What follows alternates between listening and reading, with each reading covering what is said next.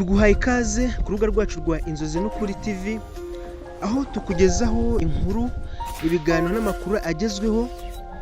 Icyo tugusaba ni ugukomeza kudukurikira kugira ngo udacikanwa n'ibiganiro byacu.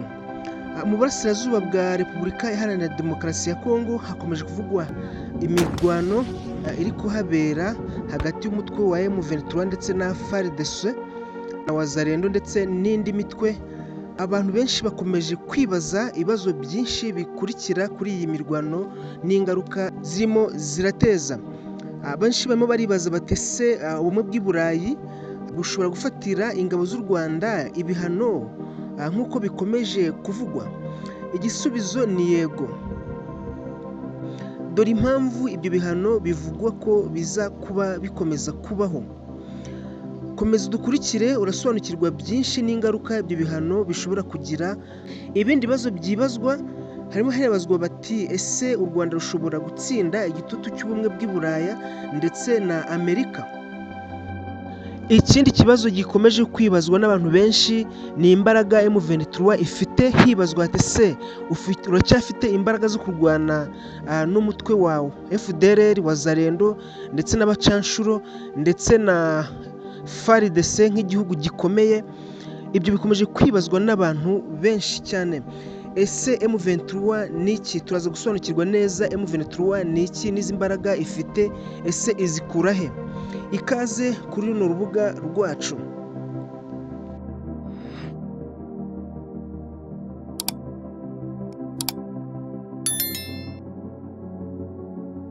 Leta Zunze Ubumwe za Amerika ku wa mbere zafatiye ibihano igisirikare cy'u Rwanda n'abasirikare bakuru 4 ibashinja gufasha umutwe w'inyeshyamba wa M23 urwana mu burasirazuba bwa Repubulika Iharanira Demokarasi ya Kongo. Ibiro bya Minisiteri y'Imari ya Amerika bishinzwe kugenzura imitungo y'abafatiwe ibihano, Office of Foreign Asset Control, byashyize ku rutonde rw'ibihano RDF n'abasirikare bakuru 4.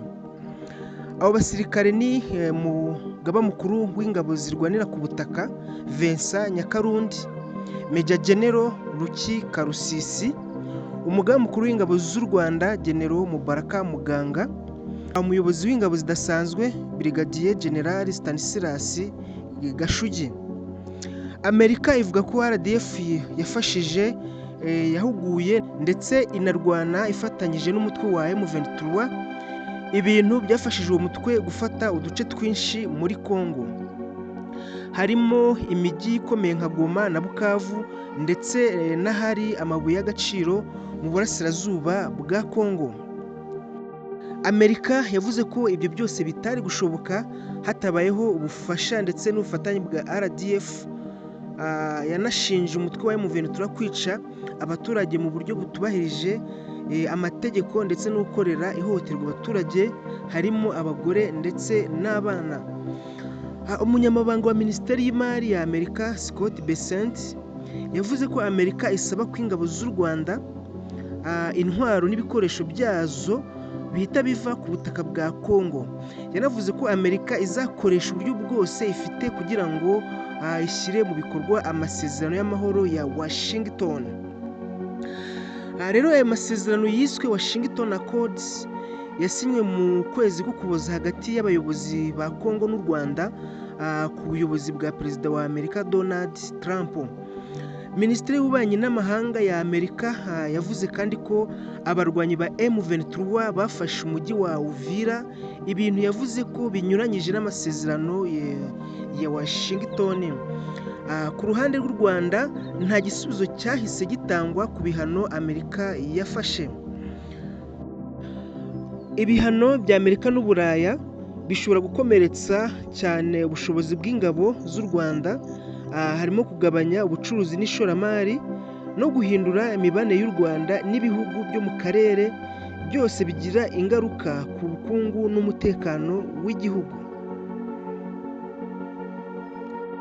Leta ya Kongo ikomeje gushyira imbaraga mu gusabira ibihano igisirikare cy'u Rwanda, uretse gufatira ibihano birimo guhagarika ingendo no gufunga umutungo wabo mu mahanga.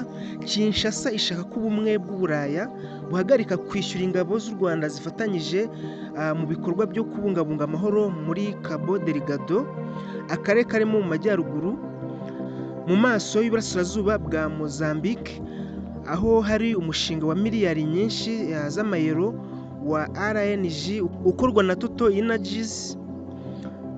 Ubumwe bw'i Buraya mbere yaho yari yarishyuye ingabo z'u Rwanda ku gikorwa nk'icyo muri Repubulika ya Centre Africa.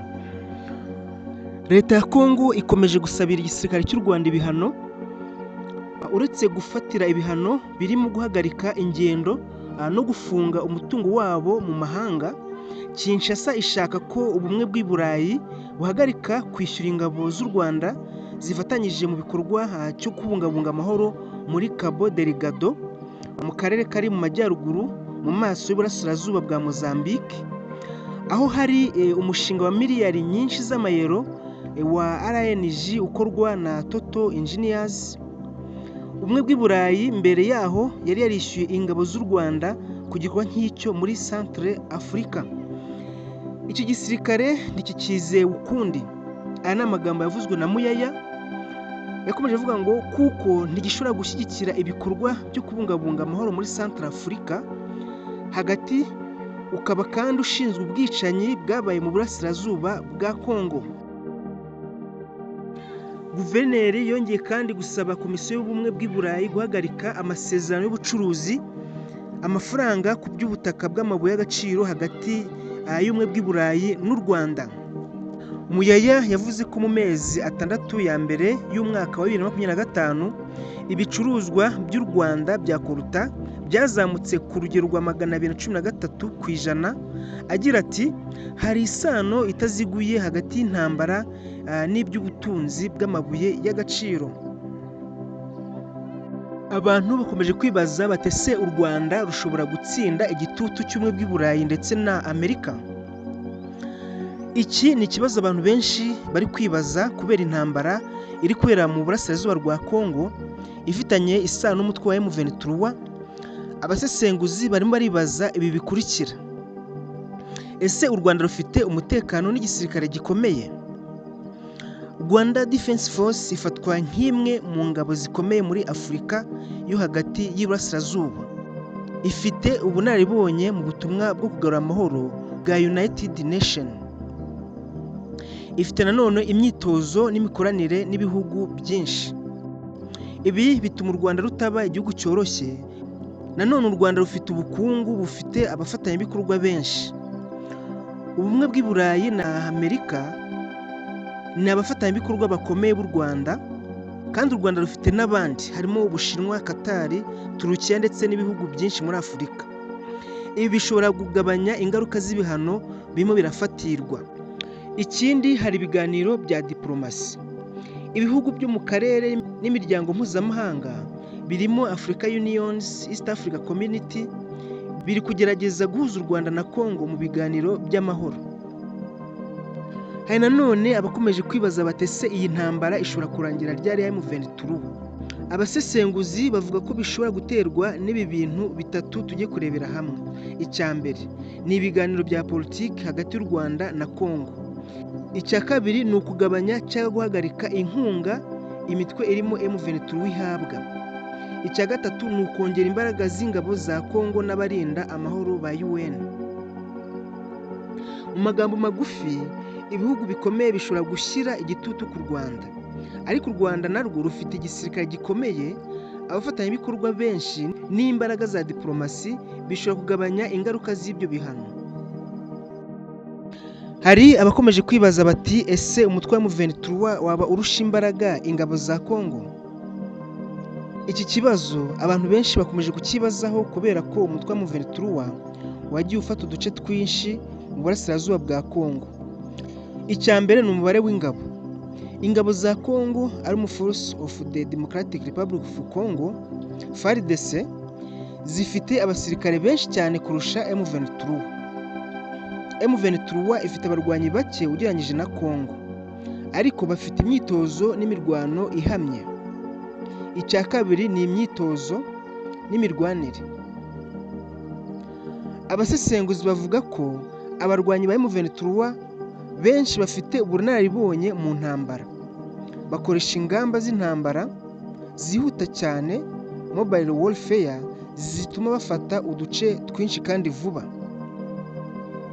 Icya gatatu hari ibikoresho by'intambara. Hari abavuga ko M23 ifite ibikoresho bigezweho mu mirwano imwe n'imwe. Ingabo za Kongo zo rimwe na rimwe zigira ibibazo by'imiyoborere n'ibikoresho. Icya kane hari ubufasha bw'abandi. Mu ntambara ya Kongo harimo n'abandi bakinnyi benshi. Harimo United Nations Organization Stabilization Mission in the Democratic Republic of Congo. Harimo ingabo z'ibihugu byo mu karere, hakabamo n'indi mitwe yitwaje intwaro. Ibi bituma intambara irushaho kuba igoye. Mu magambo magufi, FARDC ifite abasirikare benshi, M23 ifite abarwanyi bake ariko bafite imyitozo n'ingamba zikomeye. Niyo mpamvu rimwe na rimwe M23 ishobora gutsinda mu mirwano imwe n'imwe.